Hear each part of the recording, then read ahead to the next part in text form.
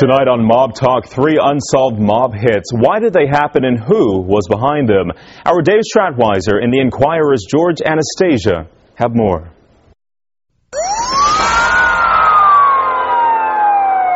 Welcome to this week's edition of Mob Talk. I'm Dave Stratweiser. And I'm George Anastasia with the Philadelphia Inquirer. George, this week we're going to talk about 3 unsolved mob hits that we think could be included in a new federal indictment. Certainly the feds would like to put these in. The murder of Johnny Gons Casasanto, the murder of Raymond Long John Mortorano, and the murder of Ronnie Turchi, whose body was discovered right here.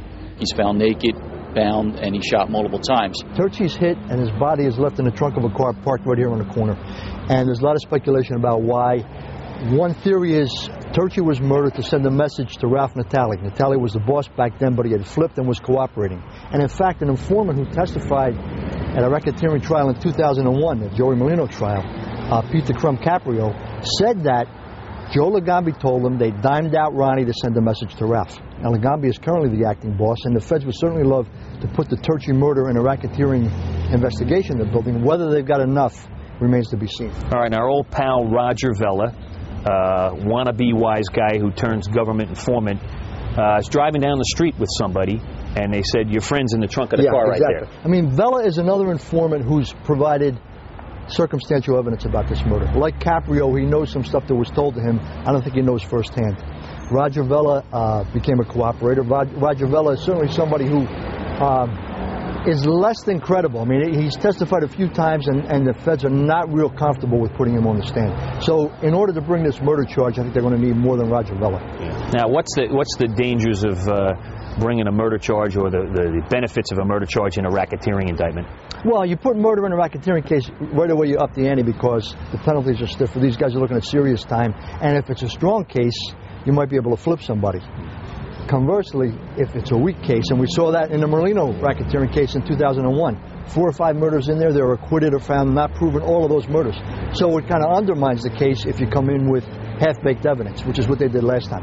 I don't think the feds are going to come in with half-baked evidence. If they don't have it, they're not going to bring it. So they learned a lesson from the Merlino trial because the mob guys viewed that as a victory because there was no conviction on any violence. Exactly. It was. I mean, I remember they touted that as a victory, although Joey Merlino and Giorgio Borghese, who were doing 14 years, probably don't see it as a victory.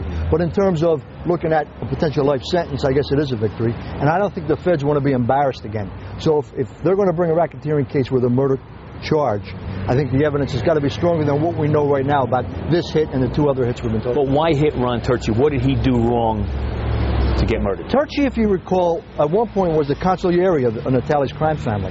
But Turchi always annoyed people. He wasn't a big earner, but he liked to spend money. And when Natale became a cooperator, Turchi kind of lost his patron. He lost his support. And that coupled with the fact that they wanted to send a message to Ralph, supposedly is the reason Turchi was hit. Now, Roger Vella, who we mentioned earlier, Roger Vella apparently had lunch with Turchi a day or 2 before all of this went down. And at one point, Vella, I think, was suspected of being involved in the murder.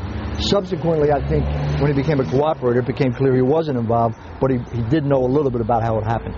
Do we know anything at all about where this murder occurred, how he ended up in the trunk, or maybe who was involved? I know we don't want to name names because we don't know that yet. Nobody's put that on there, but... I mean, there's a whole theory of how it went down, and the fact that he was found, I believe, naked in the trunk of his car. He had been beaten before he was shot. It's very symbolic of the old Scarfo era. I mean, that's the way Nicky Scarfo did things, real cowboy style.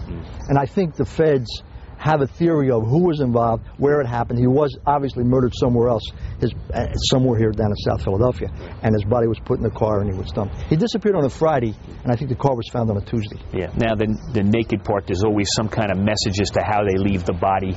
Yeah. Is there a message there? Well, I mean, that's always symbolic because it's somebody you're demeaning that guy by. He's stripped naked and then you beat him and you kill him. Yeah. I mean, we saw that in the wake of the Bruno hit. There were a couple guys brutally beaten and left that way. And this harkened back to that era. And it's a kind of the antithesis of alleged mob boss Joe Legambi's style because he wants to be low-key. He doesn't want that kind of high profile. But if you remember in 99, he was at best the acting boss. Wasn't clear who was in charge. He hadn't really taken control of the family. And I think it's less likely something like this would happen in this era than back then. Could this be one of those murders for many reasons? Oh, absolutely. I mean, Turchi, in addition to being a wise guy, was a gambler, a bookmaker, had annoyed a lot of people for a lot of different reasons, and maybe it was multiple motives here.